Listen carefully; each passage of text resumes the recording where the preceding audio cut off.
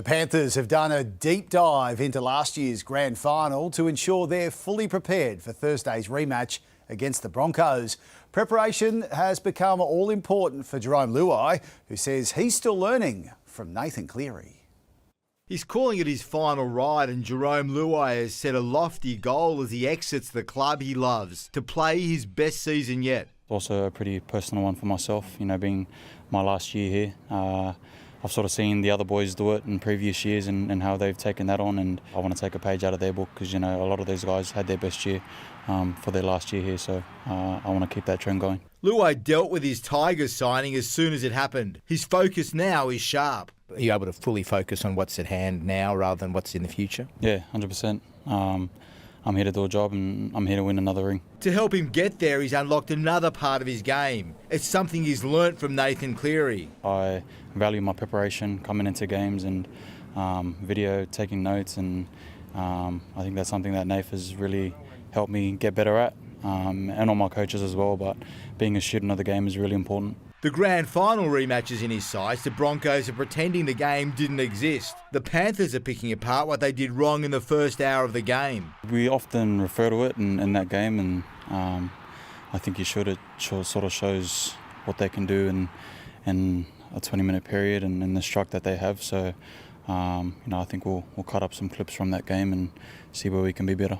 And despite saying they're ignoring what happened in the decider, Luai says the Broncos will be pumped. I know they might have a sort of vengeance sort of thing against us, but it's footy for us and we're just trying to get better. Danny Weidler, 9 News. The Rabbitohs aren't the only club to dump a halfback this week. The struggling Knights have followed suit, axing Jackson Hastings. Newcastle has instead named former Panther Jack Cogger at 7 for their clash with Melbourne. Meanwhile, the Roosters have confirmed Sandon Smith will replace the concussed Luke Keary. Carl Oluwapu won't play for the Bulldogs at all this year as he recovers from serious neck surgery, but the teenage halfback has declared he will make it back to the NRL. There were fears his promising career could be over. Today, he delivered some positive news. Marching to start multicultural round, Carl Oluwapu just wishes he was able to play his part.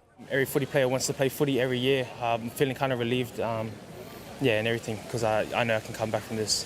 It's now been 3 months since the Bulldogs teenager underwent career-saving neck surgery. He was told he could be medically retired, but now the halfback says there is hope. He's returned to running and his hunger higher than ever.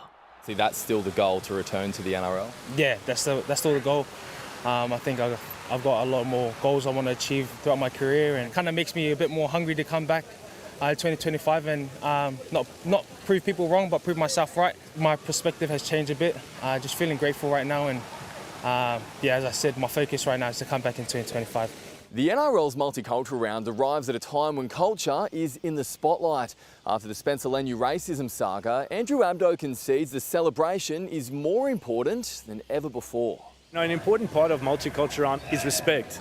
And that word respect, it can't be understated. Respect means we also need to be very mindful of the things that we say. A timely reminder after Latrell Mitchell's expletive-laden interview. He won't be sanctioned, but the game's CEO does want to speak with him. We're encouraging players to be themselves and to be authentic and to genuine. But again, I'll go back to the word I used earlier, with respect. And I think it's being blown up into something bigger than it necessarily is.